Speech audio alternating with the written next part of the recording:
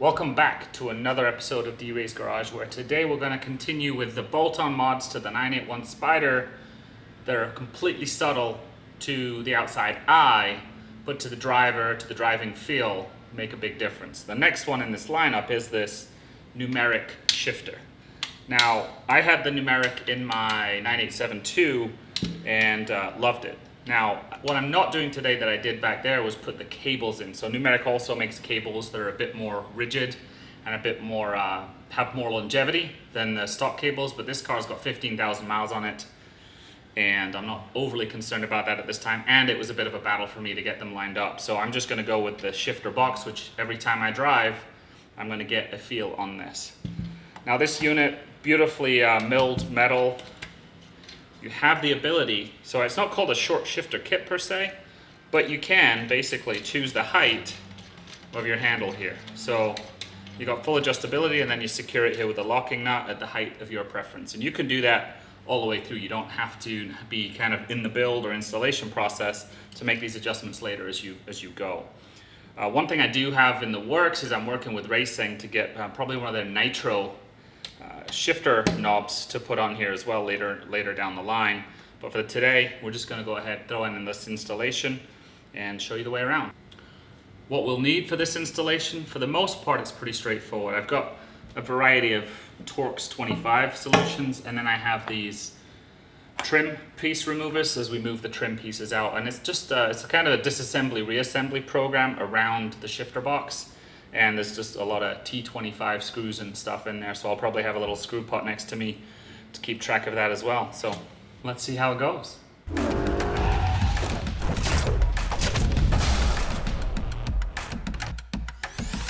The basic steps here, we're going to remove these side panels. We're going to remove these trim pieces in here, which are all modular in nature. And then we'll pull this screen out and hang it there for a while, which will make everyone uncomfortable. And we'll put it back in while we remove this box here and go from there. Let's get cracking. So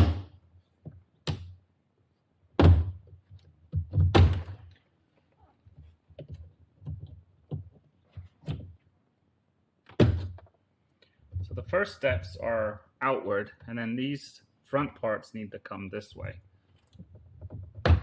So we just pull backwards like that.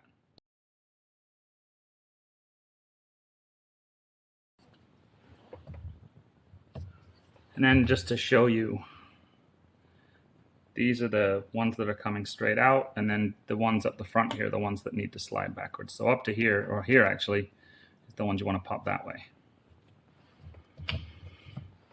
What we've done now is we've exposed 4 screws here, and we can keep getting this trim off of here.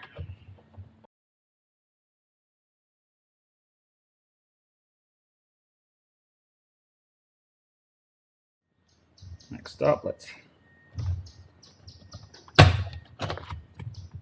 lift that straight up. This collar needs to turn one way or another, I think. Well,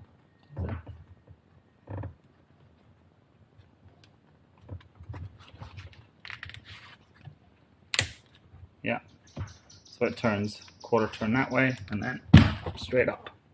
So that's how you remove this knob, and then give you a better look up in there. So this is, see that twists on the axis there? That's how you lock and unlock the mechanism.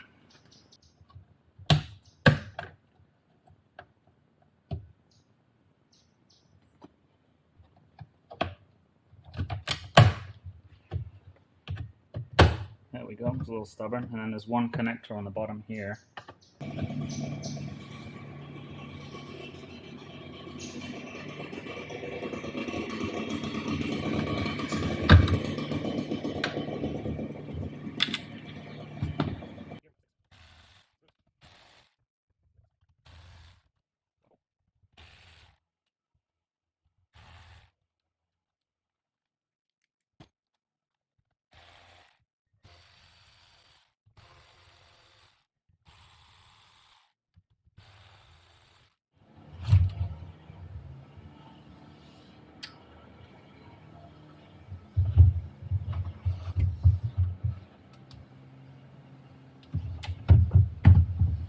just gonna kind of prop that over here, trying not to stress out the black cables, but don't want to remove it because just so many connectors to put.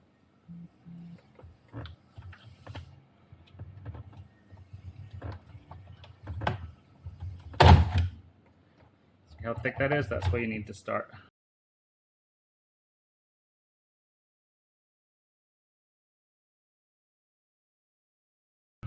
You probably won't struggle with that like I did, but that's our AC controls.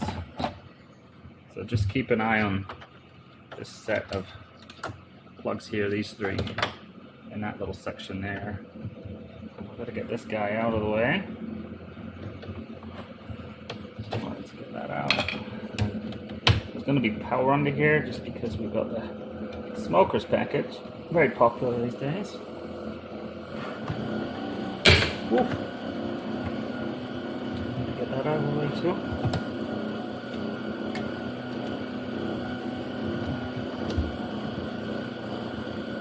Looks like it's just stuck on this corner here. There we go. Push that back. This connector works. I've seen one of these before.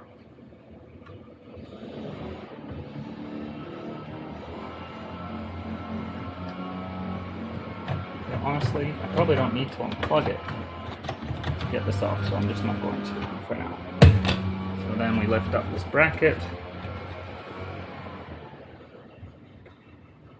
So there's some hinging here, but I know there's something at the front that's a little trickier. What is that connected by? Oh, snap. Twice. Oh, that sucks. Don't lift upwards because you'll snap these two, and I'm gonna epoxy these hinges back on here, but that wasn't how you do it. So let's see how you do it. Where?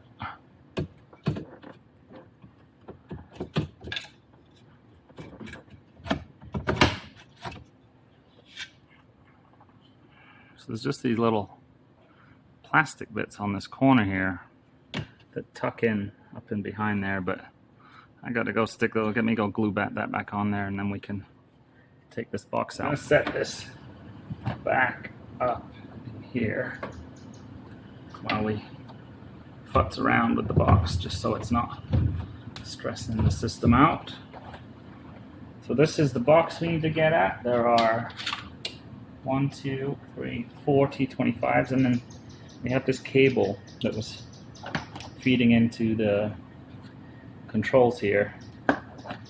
It's attached, so we'll have to figure out how to get that clear without busting anything else. The epoxy in the meantime is doing its work over there on the bracket.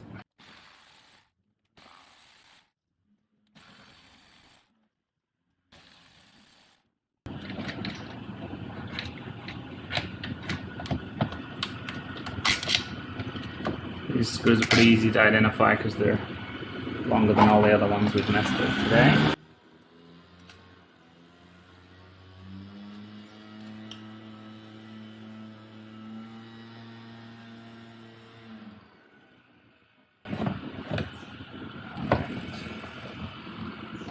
We're going to have to remove these are the cables as they feed into the bottom of the box here, and we'll have to transfer those over anyway, so let's get these released. So we'll spin it all the way around. You can see how that releases the threads. In fact, I want to mark that there. So left-hand side axis here is for the white one, and if we flip the black one over, it's the right-hand side here.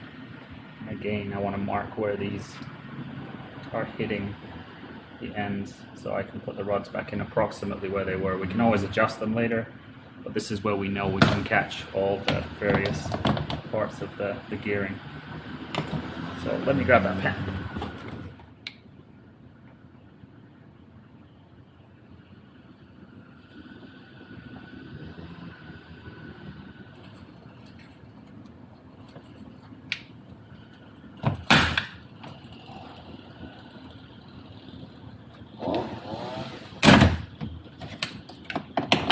really want to have to cut that, but just you see how it's got one of those stalk connectors? I don't think I can pinch it in to get it out of there, so it is what it is.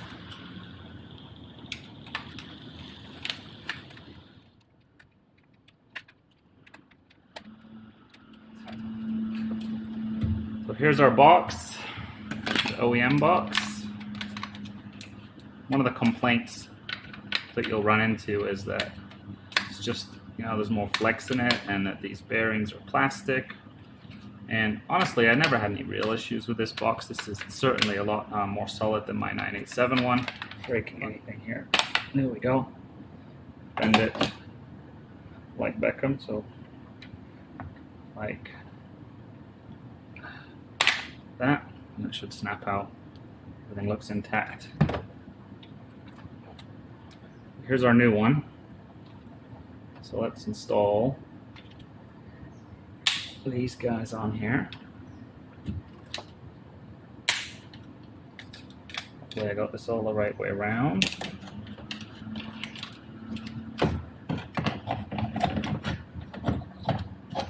Just be mindful of all the cables running through here.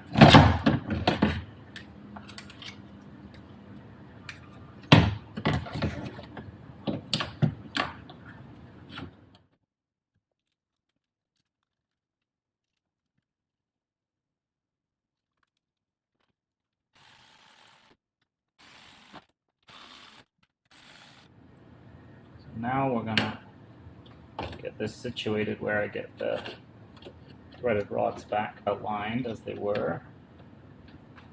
So that's pretty much at the end, so we'll drop that in, and hopefully it'll spin around here. Let's get this one on.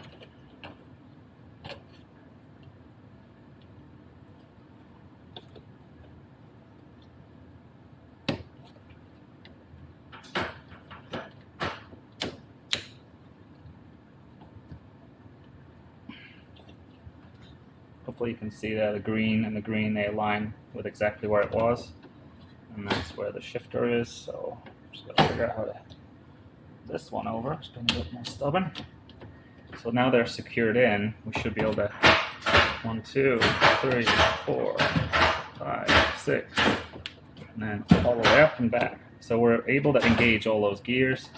This would be a time to start exploring with, perhaps where you wanted to secure this down, but remembering you will have access to this just through the shift boot here when we get it back on. So this we can toy with later and kind of figure out where we want to be comfortable with. I suspect lower is better for me. So, and the only play in here right now is because I don't have this rod secured down. So if I did, it was just no movement whatsoever, and that brings confidence. It brings a certain amount of security to the shifts, and yeah, I think we're going to like it. So here's our bracket. Good as new. A little epoxy goes a long way. So hopefully I don't snap this going back in. That would really make this an exercise in futility, but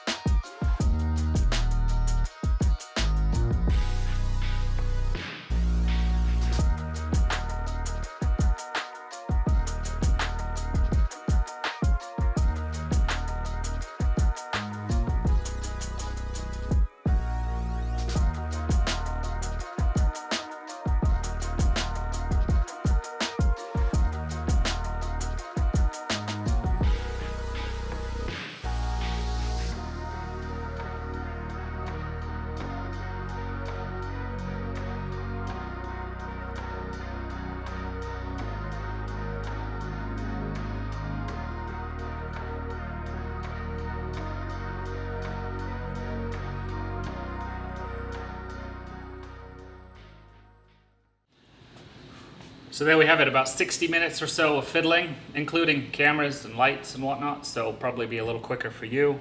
Here's the 981 Spyder stock box. Honestly, pretty well put together overall. It's just not as, you know, robust and solid as the Numeric, and probably lifespan will be a little shorter as these rubber and plastic bearings start to wear out over time. But it was T25 land, some trim pieces, a little bit of patience. Unfortunately, in my case, a little bit of epoxy. Those plastics can be a little tricky. Those plugs can be a little tricky, but really nothing overly complex. You can definitely handle this job.